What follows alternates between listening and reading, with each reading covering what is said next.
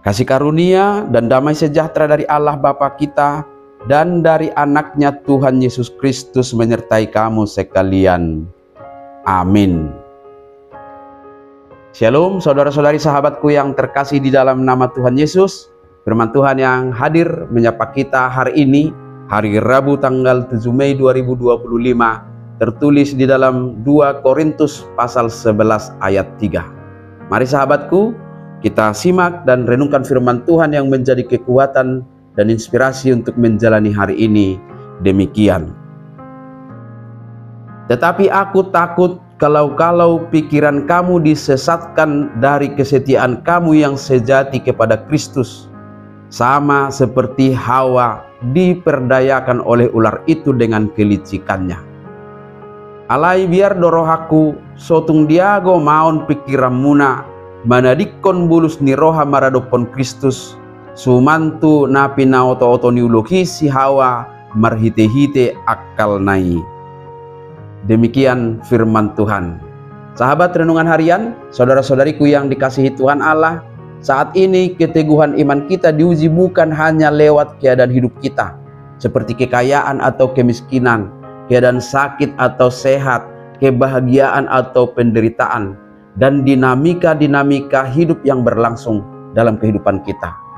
Tetapi ujian terberat kita adalah penyesatan melalui ajaran-ajaran palsu yang kelihatannya memang benar, masuk akal, dan menarik. Saat ini ajaran-ajaran itu begitu marak dengan menawarkan hal-hal yang menarik hati. Ada teologi kemakmuran atau disebut juga dengan prosperity gospel yang mengklaim bahwa iman kepada Kristus pasti membawa kekayaan, kesehatan, dan kesuksesan duniawi. Akhirnya pemahaman ini menggeser nilai-nilai salib dan penderitaan Kristus kepada materi dan kenyamanan pribadi. Padahal ini sangat kontradiktif dengan Matius 16 ayat 24. Yesus berkata, setiap orang yang mau mengikut aku, ia harus menyangkal dirinya dan memikul salibnya. Ada juga ajaran universalisme yang menekankan bahwa semua orang, apapun agamanya, akan diselamatkan karena Allah itu kasih. Sehingga ajaran itu menghapuskan kebutuhan kita akan pertobatan dan pembaruan hidup dan iman kepada Kristus. Padahal Kisah pasal 4 ayat 12 sudah menegaskan, tidak ada keselamatan di dalam siapapun juga selain di dalam Yesus.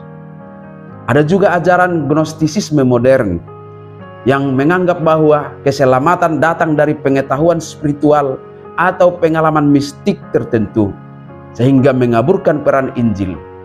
Ada lagi ajaran legalisme yang menegaskan keselamatan sebagai usaha sendiri, dengan hanya melakukan perbuatan baik, memenuhi hukum Taurat, atau aturan-aturan tertentu, yang akhirnya ini mengabaikan karya salib Kristus dan kasih karunia atau anugerah.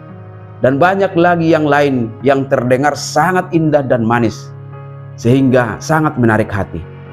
Paulus mengekspresikan kekhawatirannya dalam nas ini dengan analogi dari Kejadian pasal 3, saat Hawa diperdaya oleh ular atau iblis di Taman Eden.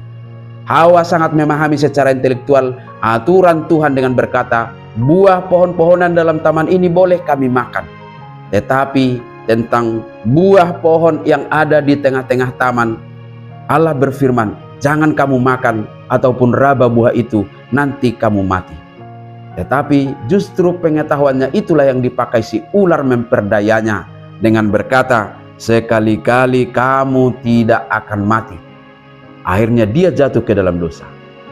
Hal seperti inilah yang diingatkan kepada kita saat ini, bahwa peperangan rohani sering dimulai dari wilayah intelektual agama kita yang dimasuki oleh ajaran yang tampak rohani. Sekali lagi tampak rohani, tetapi menyesatkan dan menjauhkan kita dari Kristus. Maka sahabatku, sempurnakanlah pengetahuan agamamu dengan penyerahan diri, dengan berpegang teguh pada Injil yang murni, membangun iman di atas dasar firman yang benar, dan menolak segala bentuk ajaran yang menyimpang dari pengajaran yang murni yang sudah kita terima dari para rasul-rasul, dari nabi dan pemberita Injil sebagaimana tertulis di dalam Alkitab. Amin. Selamat beraktivitas, Tuhan memberkati.